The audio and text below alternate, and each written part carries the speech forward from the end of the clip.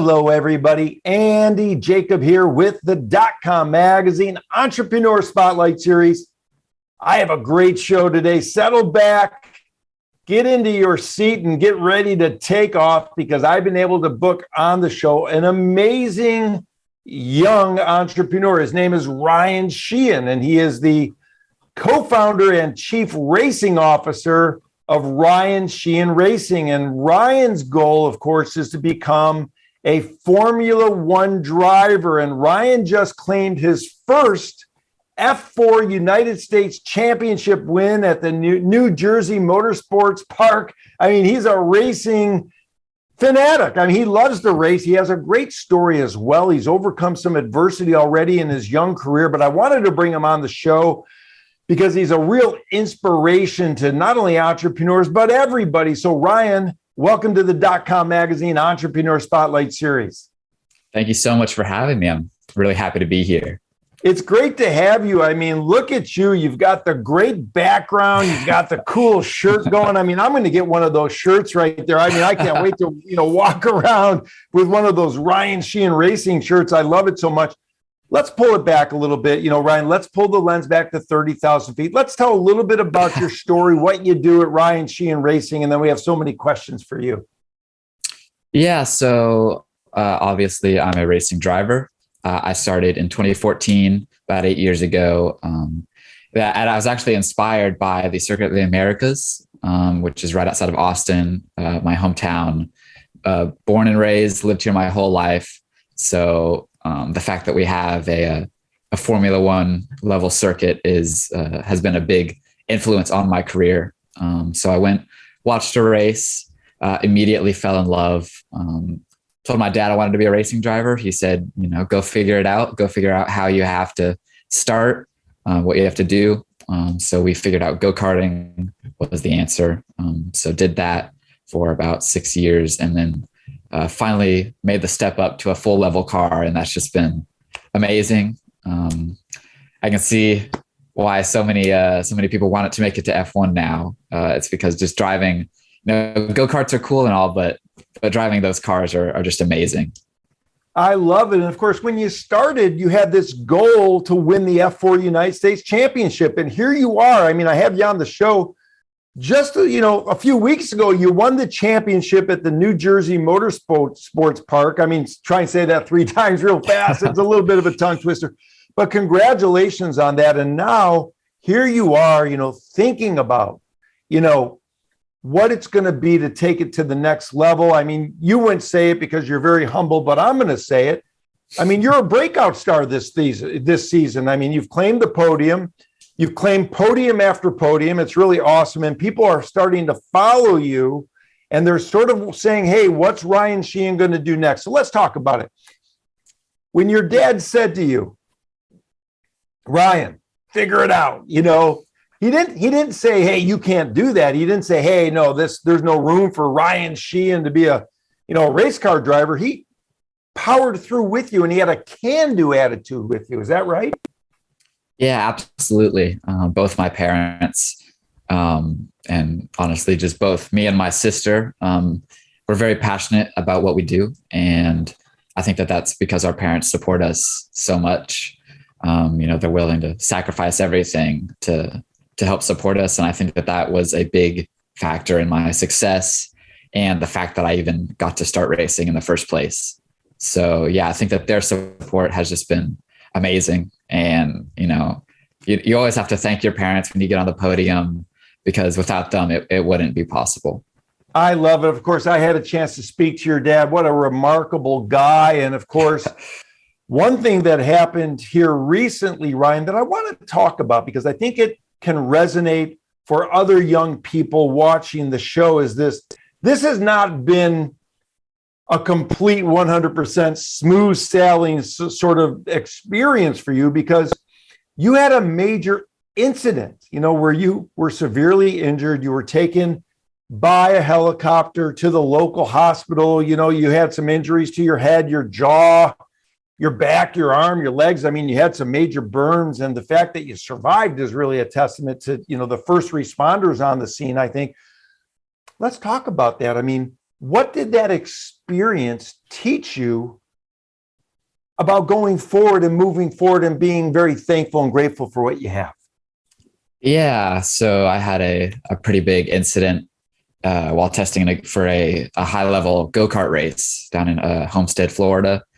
And yeah, I had a brake failure at the fastest part of the track. And so went straight through the plastic barrier, straight through the chainmail fence. Unfortunately got several burns, head injury, broken jaw. So it wasn't looking good.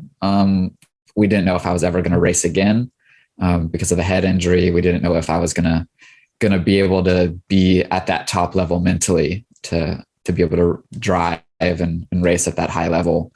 But fortunately, thanks to all the safety gear that we have nowadays and the first responders, all the doctors, I was able to get in a go-kart 9 weeks later, and then take my first win a few months later. First win back, obviously. Yeah, but I love it. Yeah. It's such a great story, Ryan. And of course, one thing that resonates that people will start to think about is what the business you're in, the racing business. It's a team sport. Even though you're the one that's in the cockpit, running the show and you're racing. I mean, you have total support. And to get you through this situation, I mean, you have the support of your family, of course, who love you very much, the doctors, coaches, you have teammates and people within the motorsports industry. So while you're in the race car racing, there's an entire group of people that surround you that make up this amazing team. How important is the team to be successful as a race car driver? Yeah, the team, they play a massive part, obviously, because without them, you're not racing.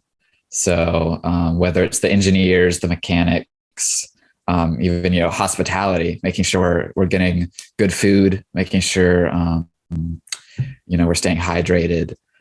Everyone plays a part, and so without them, racing wouldn't be possible. And without them, we wouldn't. Even if we were racing, they have to put in the hours to make sure that we're racing at the top. So we might be racing for 30 minutes, but there are days and weeks that go into that one race that we have 3 times a weekend. So yeah, they put in the hours, and I have to perform at my best to make sure it's all worth it. Yeah, such a great story. I mean, who wouldn't want to get behind Ryan Shehan? Shehan strong, of course. I mean, you have a great experience already, and you're winning and hitting the podium after podium. You have this big goal. You have the big dream, right? And I'm sure you wake up every morning, you think about it, and you go to bed every night thinking about it. I bet you're dreaming about it. And of course, you're on your way. I mean, as such a young man doing such great things. But what is it about that Formula One that really sort of resonates for you and makes you think to yourself, hey, this is something that I can really get to? Yeah, obviously, I think every racing driver dreams of Formula One. So it's the pinnacle of motorsports. It's the pinnacle of engineering, really. And so, yeah, any kind of road racer wants to make it to Formula One.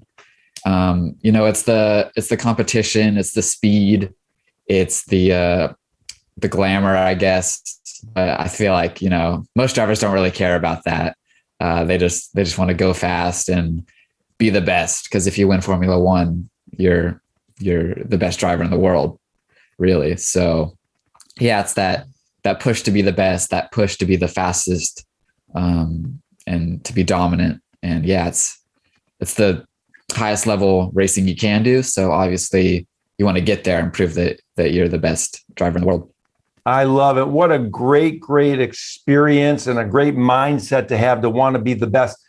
Let's talk about it, because you talked about the mechanics, you talked about the engine. I mean, there's so many parts to a race car. Do you get involved with the parts? I mean, do you know the mechanics of the race car that you're driving, and how important is that to you as part of your journey as an entrepreneur and as part of a race car driver? Yeah, obviously we do. We have a strong connection with the mechanics and the engineers. You want to have a good relationship with them, so that, that's not really something you're thinking about it. You have 100% trust in them, to make sure your car is always going to be fast. It's always going to be structurally sound. You're not worrying about something breaking, because that's the last thing you want when you're trying to fight for a win or a championship, is a mechanical failure that you can't control. But yeah, we work with engineers, setting up the car, setting up our driving, different levels, throttle, brake, steering. It really gets down to just the smallest things. It might be 10 pounds of brake pressure that can make the difference, which is nothing. It's like breathing on the brake pedal. But yeah, we do know more about the car than people might think, because all the different changes that you have to make. There's things people don't even think about, like, how the springs rebound, how just like a degree in the wing will make a difference in a corner.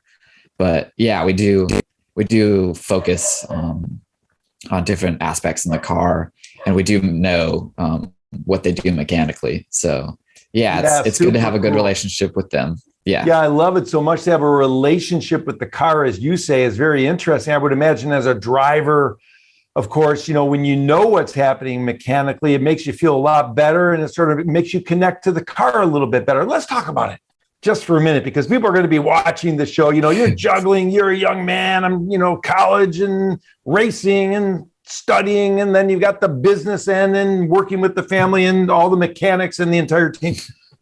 But let's get into it.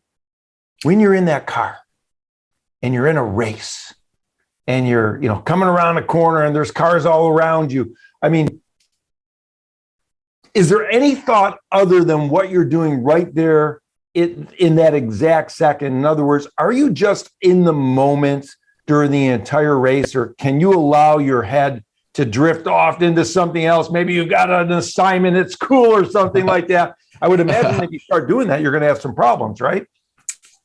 Yeah, it sounds weird to say, but it's mostly autopilot.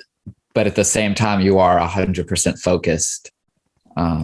So you're not focused on anything else, but you also have that muscle memory. So yeah, it's like autopilot. Obviously, when you're racing, you have to kind of take manual control because there are the unknown factors, other drivers.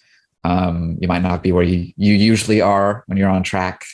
You're trying to make a pass and you have to kind of think about that. But yeah, in the car, we have a custom seat that's molded to our bodies.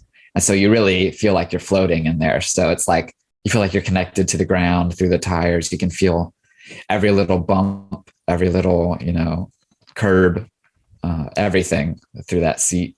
And yeah, you're not really moving around at all. So you can definitely feel one with the car. You're strapped in, they make sure you're really strapped in. So yeah, you're not moving around. You can feel everything. And so it's kind of like an out of body experience, because you feel like the whole car is you. You kind of feel like you're flying over the track.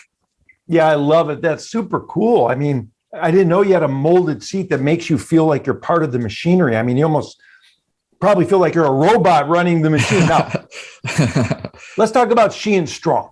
I mean, this is a super cool thing that you've got, a certain sort of mindset, especially after the accident that occurred. Tell us about Shehan Strong. Yeah, we started Shehan Strong, or actually we didn't even start it. It was started by some of our racing peers and friends after our incident, as a way to support us, buying us meals, stuff that we, couldn't really focus on, or I'd say but it was more my parents, because I was in the hospital, not doing too hot. But yeah, it was something started by others to help support us. And so after our recovery, we wanted to take that and do something right with it, do something to support others.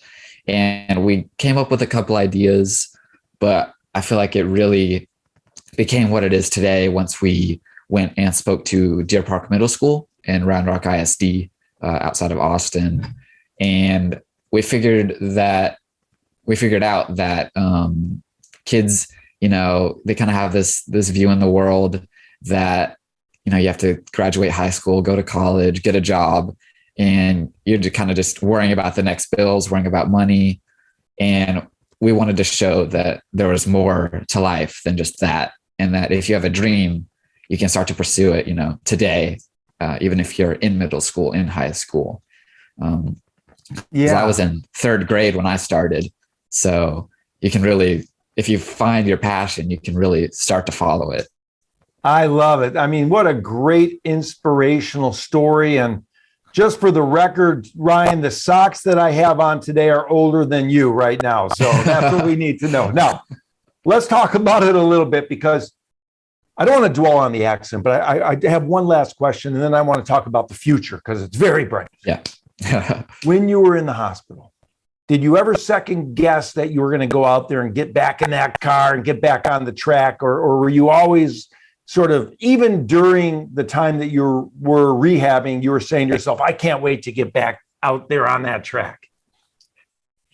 Yeah, I think something that might have saved me is the fact that I don't remember it, the accident or the incident. So I don't really remember any of the hospital either, but I do know that once I did wake up and I was, I know I was pretty angry that I had, a bunch of tubes in me. I'm in the hospital for reasons I don't know, but once I'd calmed down, I asked when the next race was, and they told me, it's next weekend. You were just testing for it. And I said, well, I'm doing it. Obviously I didn't know how bad my injuries were. And I'm sure that if I'd tried to stand up or anything, I would have been like, oh, well, not doing that. But yeah, it's good to know that, even when I'm not really thinking, when I'm kind of back to just, natural instincts, that my first thought is, well, when's the next race? So I love it. I don't think it ever crossed my mind that I wasn't going to race again. I love it. It's in through all the way through.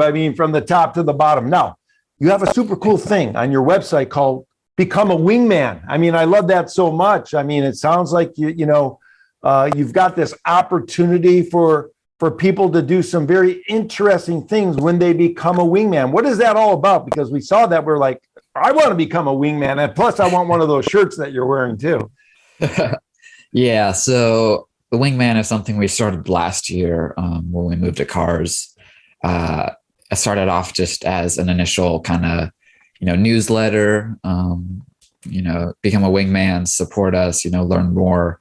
And then it started to become more of a sponsor or a partner kind of deal, playing on the wings of the car, wingman, supporter, that kind of deal. So yeah, it's become, you can either just sign up for free, you get emails, just newsletters, or you can help support us to make the racing possible. And you're put on the wing as a wingman. And so it's kind of just our way to show gratitude for those who choose to support us. So we appreciate anyone who does that. Yeah, what a great idea. What a great name to become a wingman. Of course, you're not just a racer, and you're not just someone that keeps hitting podium after podium, and you won the big event here a couple of weeks ago. You're involved with the business as well. And one thing in business, especially as a race car team and enterprise, is, you're looking for sponsors. You need to raise some money, so you're involved with that as well. And you're a very well-spoken young man. Do you actually get in front of the sponsors and talk to the sponsors? And do they ask you questions about why they should sort of partner and invest with your team? Yeah, I think that's one of the things that my parents have done right, is that they've, kind of forced me to be a part of that world, to be a part of the business, because they know that once I'm an adult, once I'm moving up in the racing world, that I'm going to have to be the one to go talk to sponsors, to answer their questions, to, try to get them on board.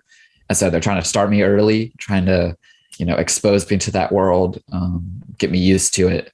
And so, yeah, it's me and my dad usually going to talk to the sponsors, but, it's never him just talking and I'm just sitting there. It has to be, we're both engaging in the conversation. We're both talking to the sponsor, answering their questions. And because, my dad, he doesn't know everything about racing, some of the stuff that I might know. So I think it is important that, I, as the driver, have to be involved in that world.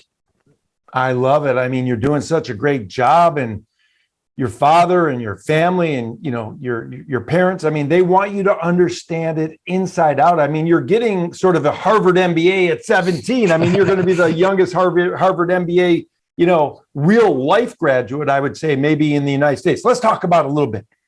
Here you win, the F4 United States Championship at the New Jersey Motorsports Park.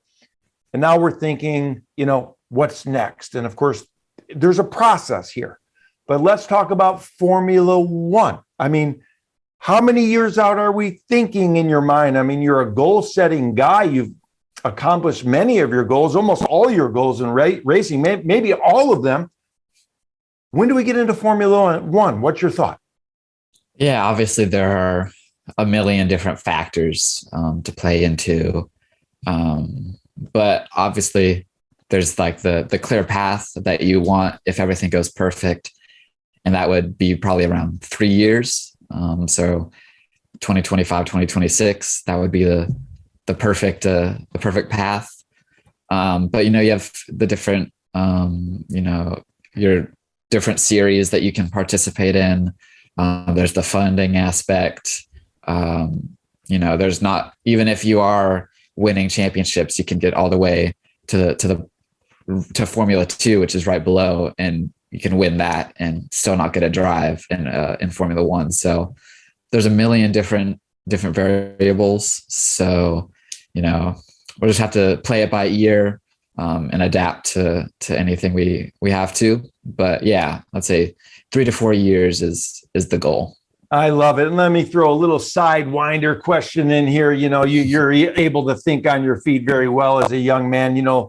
Formula One, if you're watching the show, the .com Magazine Entrepreneur Spotlight Series today in America, in North America, you know about Formula One. But if you're watching the show in Europe, I mean, Formula One, it is the biggest sporting event that they even think about. I mean, they're fanatics about it. Like, you think people in North America are fanatical about NFL football, you should see the fanatics at Formula One in Europe. So when we think about it, is there a country in Europe that maybe you haven't visited yet that you're looking forward to visiting once, you hit the circuit with Formula One?